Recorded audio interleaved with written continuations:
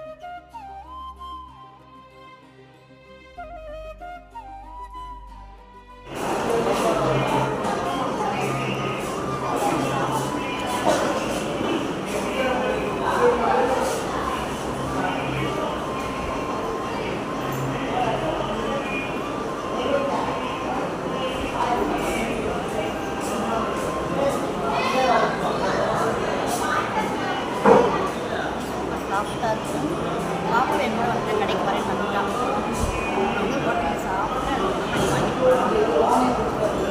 போயிட்டு எல்லாம் சாப்பிட்டாரு.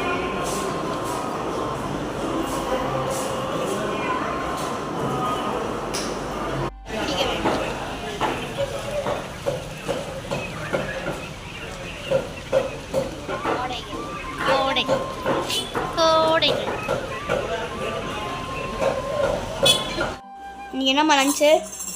இன்னைக்கா தொன்னை பிரியாணி செய்யலான்னு எடுத்து வச்சுக்கிறேம்மா. சூப்பராக ஒரு எம்மியாக தொன்னை பிரியாணி. ஓகே, அதுக்கு என்ன பண்ணியிருக்கேன், ஒரு 1/2 kg சிக்கன் வாங்கிட்டு வந்திருக்கேன்.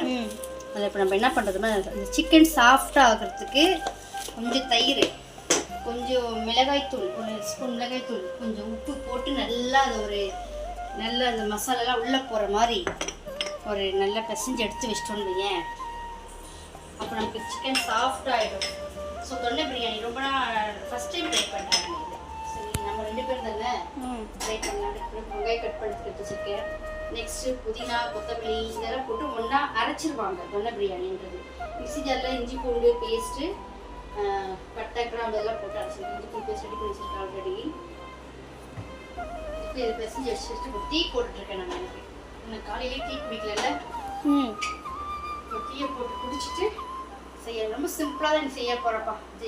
தொன்னை பிரியாணி, சிக்கன் தொன்னை பிரியாணி ப்ளஸ் சிக்கன் கிரேவி பண்ணுறேன். ஓகேவா? இதில் கொஞ்சமாக எடுத்து கிரேவி பண்ணிவிட்டு ஒரு மாதிரி கொஞ்சமாக கிரேவி பண்ணி பண்ணிவிட்டு கொஞ்சம் தொன்னை பிரியாணி எனக்கு லஞ்ச் கொஞ்சம் லேட் ஆகும். ஏன்னா ஓகேவா? லஞ்ச் லேட் ஆகும். நீ படிச்சிட்டியா? படிச்சிட்டியா? அவ்வளோ எத்தனை லெசன் இருக்கு? இன்னும் 2 லெசன். ஓகே, சிக்கன் இது பண்ணி வச்சுக்கோ, மசாலாலாம் போட்டு.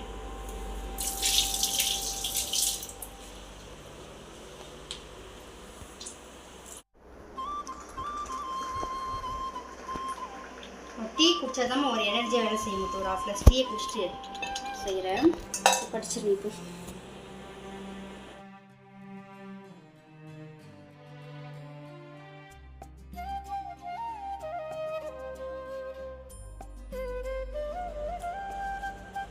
தொன்னை பிரியாணி எப்படி செய்யுதுன்னு பார்த்துடலாம் வாங்க. அதுக்கு வந்து நான் வந்து புல்லட் ரைஸ் தான் ஊற வச்சுருக்கேன். ஒரு 3 டம்ளர் தான் ஊற வச்சுருக்கேன். நெக்ஸ்ட்டு ஃபஸ்ட்டு வந்து அது வந்து தொன்னை பிரியாணிக்கு வந்து நம்ம எல்லாத்தையும் வந்து அரைச்சிடணும். அதுக்கு ஒரு கைப்பிடி அளவு புதினா, ஒரு கைப்பிடி அளவு கொத்தமல்லி, 2 பச்சை மிளகா, ஒரு சின்ன வெங்காயம் கட் பண்ணி போட்டுக்கலாம். சின்ன வெங்காயம் சின்ன வெங்காயம் இல்லை, பெரிய வெங்காயம் சின்னதாக ஒரு சைஸ் எடுத்து கட் பண்ணி போட்டுக்கணும். நெக்ஸ்ட்டு இது கூடவே ஒரு 4 துண்டு பட்டை,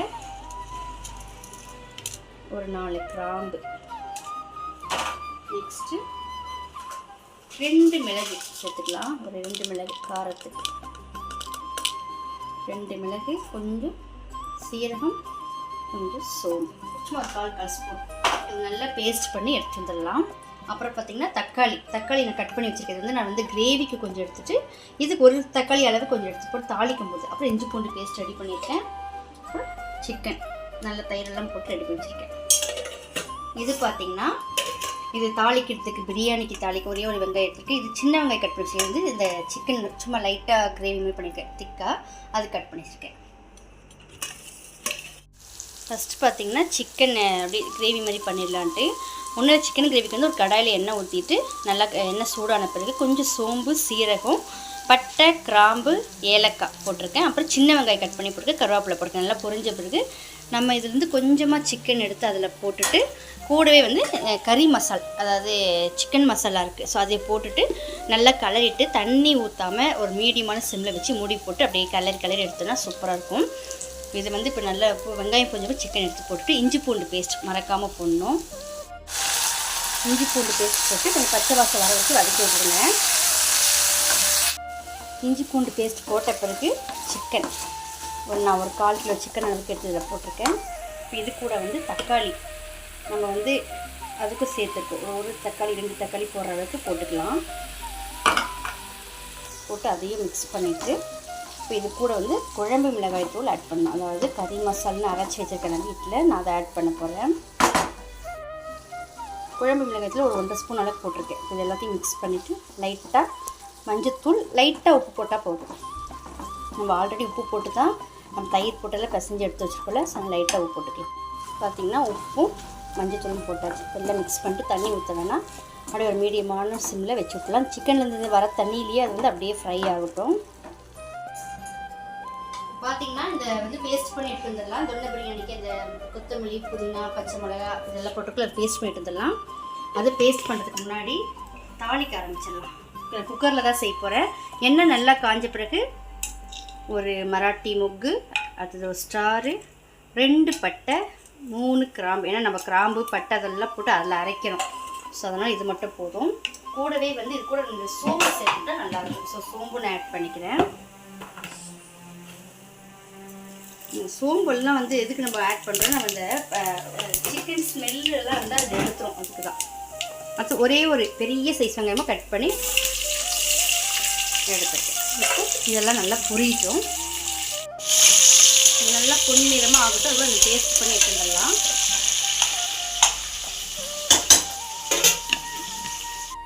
வெங்காயம் பார்த்தீங்கன்னா நல்லா பொன்னிறமாக ஆயிடுச்சு. இப்போது இஞ்சி பூண்டு பேஸ்ட்டு சேர்த்துக்கலாம்.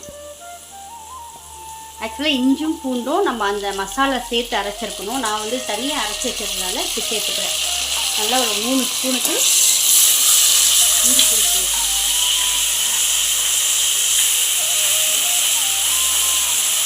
சேர்த்துட்டு இப்போ நம்ம இந்த அரைச்சி வச்சுருக்க பேஸ்ட் எடுத்துக்கலாம். நல்லா ஸ்மெல்லாக இருக்குது. கொத்தமல்லி, புதினா, பச்சை மிளகாய், பட்டை, கிராம்பு எல்லாமே சேர்த்து கேஸாக இருக்குது. இதையும் நல்லா மிக்ஸ் பண்ணி கொடுத்துடலாம். இந்த தொன்னை பிரியாணி வந்து இந்த பெங்களூர் சைடில் செய்கிறது தான் இது. ஆக்சுவலாக இது நான் செஞ்சதே இல்லை தான் ஃபஸ்ட் டைமு. இப்போது இந்த சிக்கன் ஆட் பண்ணிக்கலாம். இது கிட்டத்தட்ட அந்த க்ரீனா ஒரு பிரியாணி அதே தான். இந்த க்ரீன் லைட் க்ரீனில் ஒரு பிரியாணி மாதிரி வரும், அதுதான் இது. சேர்த்தாச்சு. இப்போ இது நல்லா வதக்கிட்டு கூடவே தக்காளி நல்லா 2 தக்காளி பெருசாக எடுத்து கட் பண்ணியிருக்கேன் சேர்த்துட்டு இப்போ இது கூட மசாலா சேர்க்கணும். இப்போ வந்து நம்ம என்ன மசாலா சேர்க்க போகிறோம்னா கரம் மசாலா. கரம் மசாலா ஆல்ரெடி இது மிளகாய்த்தூள் சேர்த்துருக்கோம், கொஞ்சமாக சேர்த்தா போதும், ஏன்னா காரம் வேணாம்னு நினைக்கிறேன் நான். நெக்ஸ்ட்டு கரம் மசாலா.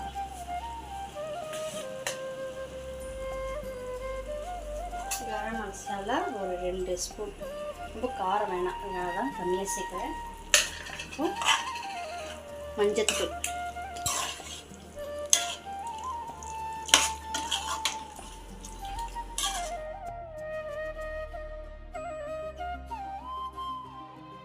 மஞ்சத்தூள் எல்லாத்தையும் சேர்த்தாச்சு. இப்போது நல்லா கலந்து விட்டுட்டு மூடி போட்ட வேண்டியது தான். இது நல்லா வந்து இந்த எண்ணெய் பிரிஞ்சு இந்த மசாலாலாம் உன்னோட எண்ணெய் பிரிஞ்சு வரணும். உப்பு லைட்டாக சேர்த்துக்கலாம். நம்ம ஆல்ரெடி உப்பு சேர்த்துப்போம், கொஞ்சம் பத்தாதுக்கு இன்னும் கொஞ்சம் சேர்த்துக்கலாம். இது எல்லாம் எண்ணெய் பிரிஞ்சு நல்லா வதங்கி வரணும். 10-15 நிமிஷம் வதங்கிட்டு வச்சு பார்த்தீங்கன்னா நல்லா எண்ணெய் பிரிஞ்சு மசாலாலாம் நல்லா வதங்கி வந்துடுச்சு. இது டிஃப்ரெண்ட் டேஸ்ட்டாக தான் இருக்கும் போல இருக்குது. ஸோ வாசனையே வேறு மாதிரி இருக்குது. ரொம்ப மசாலாலாம் ஃபுல்லாக அரைச்சிடணும்ல, அதனால் இப்போ வந்து தண்ணி நான் வந்து 3 டம்ளர், இதில் வந்து 3 டம்ளர் ரைஸ் இருக்குது, நான் 6 டம்ளர் தண்ணி ஊற்றி, அதில் வந்து 6 டம்ளர் ஊற்ற மாட்டேன், 5 டம்ளர் தான் ஊற்றுவேன். ஏன்னா நம்ம வந்து லைட்டாக கொஞ்சம் இங்கே தண்ணி மாதிரி இருக்குல்ல, அதுவே மேனேஜ் ஆகிடும். 1 2 3 அப்புறம் இது தண்ணி கொஞ்சம் ஊற்றிக்கலாம். 4 5 இதுவே போதும் நமக்கு கரெக்டாக வந்து. ஏன்னா வந்து பாயில்டு இது இந்த ரைஸ் புல்லட் ரைஸு தண்ணி அதிகமாக ஊற்றிட்டா குழஞ்சிரும். ஸோ இதுவே போதும். நல்லா கலக்கி லெமன் ஒரு 1/2 லெமன் விட்டுக்கலாம்.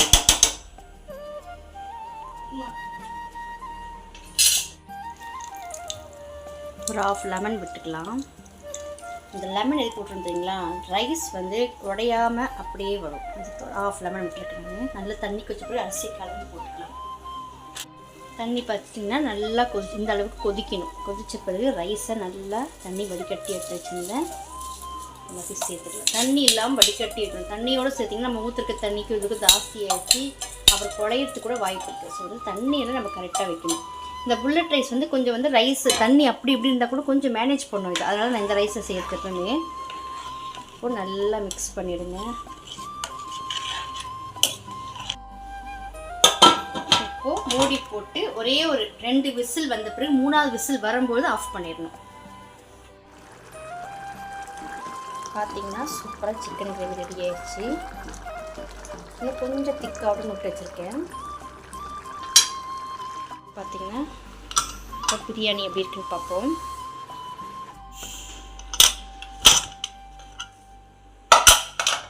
பிரியாணி இந்த ஸ்டேஜில் தான் இருக்குது. எப்படி இருக்குன்னு கலரி கொடுப்போம். ஓகே, கரெக்டாக இருக்குது, பர்ஃபெக்டாக வந்துருக்குது. நல்லா மிக்ஸ் பண்ணிவிட்டு நம்ம திரும்ப ஒரு மூடி போட்டுடணும். அப்போ தான் அது கொஞ்சம் அந்த ஒரு மாதிரி இருக்கிறதெல்லாம் இந்த லிக்விடாக இருக்குது பார்த்திங்களா, அதெல்லாம் சரியாகும். சூப்பராக இருக்குது. கொலையெல்லாம் இல்லை, நல்லா உதிரியாக உங்களுக்கே தெரியும் பார்க்கும்போது. இதில் என்ன ஒரு இது அல்டிமேட்னா அந்த கலர் தான் இல்லைம்மா, க்ரீன் கலர். எனக்கு அந்த க்ரீன் கலர் பிரியாணி ரொம்ப பிடிச்சிது. தொன்னை பிரியாணி சாப்பிட்டு பார்த்துட்டு எப்படி இருக்குன்னு சொல்லலாம். இப்போது கலரியாச்சு. ஒரு 2 நிமிஷம் அப்படியே ஆற விட்டுட்டு அப்புறமா போட்டுட்டு பார்ப்போம். ஏன்னா 2 o'clock ஆகுது. ஸோ பாப்பாவுக்கு பசி வந்துருச்சு. வந்து கிச்சனை எட்டி பார்த்துட்டு போகிறாம்மா ரெடி ஆகிடுச்சாரு. ஸோ அதை கொடுத்துடலாம். தொன்னை பிரியாணி அதை வந்து கப்பில் போட்டு அப்படியே எல்லாம் போடலான்னு நினச்சேன். பட் பசி அதிகமாக இருக்குது. சாப்பிட்டு பார்த்துட்டு எப்படி இருக்குன்னு சொல்லுமா.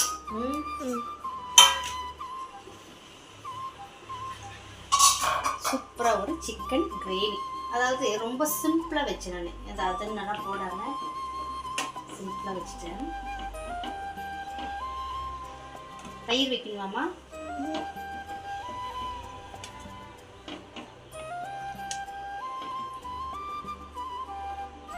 ஓகே, இன்னைக்கு எங்கள் வீட்டில் சண்டே ஸ்பெஷல் பார்த்தீங்கன்னா தொன்னை பிரியாணி ப்ளஸ் சிக்கன் கிரேவி. சூப்பராக இருக்குது. சாப்பிட்டு எப்படி இருக்குன்னு நாங்கள் சொல்கிறோம்.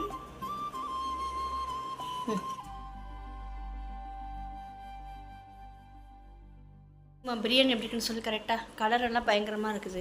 டேஸ்ட் எப்படி இருக்குது? எல்லாம் மசாலாலாம் அரைச்சி போட்டது. அது நல்லாயிருக்கா இது நல்லாயிருக்கா? இதுதான் நல்லாயிருக்கா? ஓகே, இனிமேல் எப்படியே செஞ்சிடலாமா?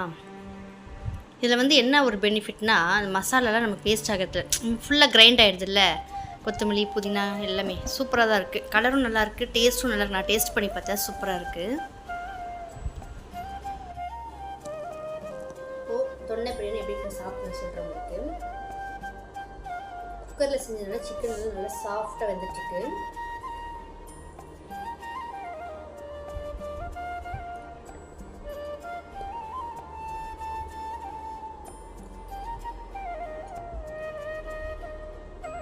சூப்பராக இருக்குது.